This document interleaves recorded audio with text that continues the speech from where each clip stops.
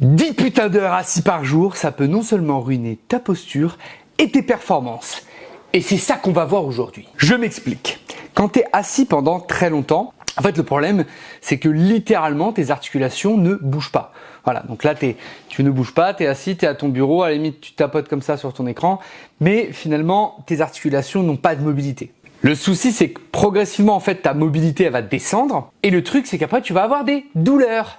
Et c'est pour ça qu'on dit aux gens, faites une putain d'activité physique tous les jours. Arrêtez de rester assis le cul vissé sur une chaise en disant « Oui mais c'est mon travail !» Oui bah c'est ton travail, mais tu es en train de niquer ta santé. Donc en fait le travail tu vas devoir le faire pendant 43 ans en France, voire 45, voire 58, parce qu'ils vont décider de nous laisser partir à la retraite à 89 ans. Et en plus tu auras mal partout. Donc comprends les choses. Le corps il s'adapte physiologiquement aux positions que tu répètes tous les jours. Et c'est pour ça d'ailleurs que si tu répètes une position assise, en fait il s'habitue, donc il va finalement, les articulations vont dire bah, être assis c'est normal.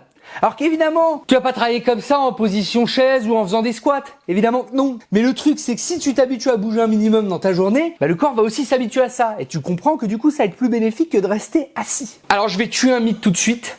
Non, ta séance de sport 3 fois par semaine ne fait pas de toi un sportif et un non sédentaire. En fait, le souci, c'est le mouvement global. C'est-à-dire que tu fais 3 fois 1 heure de sport par semaine, tu fais donc 3 heures de mouvement. Sur une semaine qui compte 7 jours. Donc en fait, par jour, tu fais moins de 30 minutes de mouvement. Tu comprends le problème? Et c'est d'ailleurs de là que vient le mythe des 10 000 pas par jour. Hein, c'est sorti du chapeau, c'est un chiffre comme ça, mais 10 000 pas par jour, ça fait entre 7-8 km selon les gens. Mais en fait, c'est top. Parce que ça veut dire que tu bouges. 7-8 km en marchant à 3,5 km/h, bah tu te rends bien compte que tu vas marcher plus de 2 heures. Donc en fait, ce sera bénéfique. Ce que je te conseille déjà comme action que tu pourrais faire directement, c'est intégrer dans la journée des moments où tu bouges quelques minutes. Ça peut être que dalle. Tu vas marcher un peu après manger, tu fais quelques pompes, mais t'intègres quelques minutes de mobilité, de mouvement, parce que le corps a besoin d'être en mouvement. Nous sommes des animaux qui aimons le mouvement. Hein? Mais ça vous change parce qu'aujourd'hui on vous dit oui alors faut pas trop forcer ceci, cela, c'est le meilleur moyen d'être un gros lard sédentaire. Et là on va dire c'est un jugement de valeur, c'est pas un jugement de valeur, c'est un jugement de santé. On n'ose pas vous le dire partout. Mais dans la réalité des faits, si vous bougez pas, vous serez en mauvaise santé, point. Personne qui ne fait aucune activité physique est en bonne santé. Et les seules personnes qui vont dire ah bah si, moi je fais pas d'activité physique, je suis en bonne santé. Le mec il est littéralement jardinier, il bouge toute la journée ou il est maçon. Donc ça ne remplace pas le sport, mais évidemment qu'il bouge.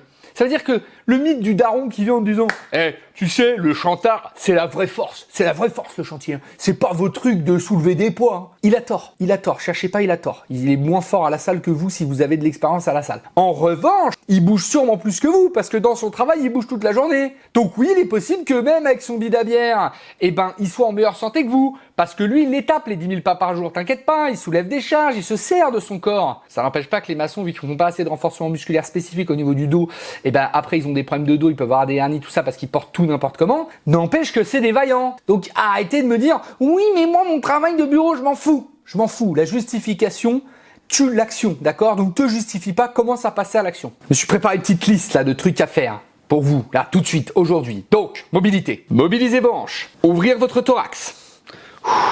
Je suis assis, je suis comme ça pendant des heures. Ouvrez votre thorax. Merde, vous êtes... J'aurais pu dire un truc, mais non. Améliorez votre mobilité de cheville. C'est hyper important. Et surtout, variez les positions. Essayez au quotidien de pas toujours être assis de la même manière. Essayez de bouger un peu les jambes. Essayez de vous appuyer plus ou moins sur un endroit. Essayez même en étant assis d'être mobile. D'accord? Soyez pas comme ça, dans la même position tout le temps. Et rien qu'en le faisant comme ça, là, en tirant ma tête vers le bas, j'ai mal dans le bas du dos. Ça me tire. Bah oui, parce que c'est pas une position normale. Et je vais vous dire un truc pour tous les gens qui sont sédentaires et qui regardent cette vidéo jusqu'au bout. Arrêtez de vouloir faire une séance extrême, mais que vous faites que de temps en temps. Quelques minutes de mouvement chaque jour, mais régulier, valent mieux qu'une grosse séance totalement irrégulière. Donc tu me ranges au placard ta séance occasionnelle et tu commences à bouger au quotidien. Et tu vas voir que ça va s'améliorer et bouger te donnera envie de bouger et ça va faire un cercle vertueux. Sur ce, je te dis à la prochaine. Ciao.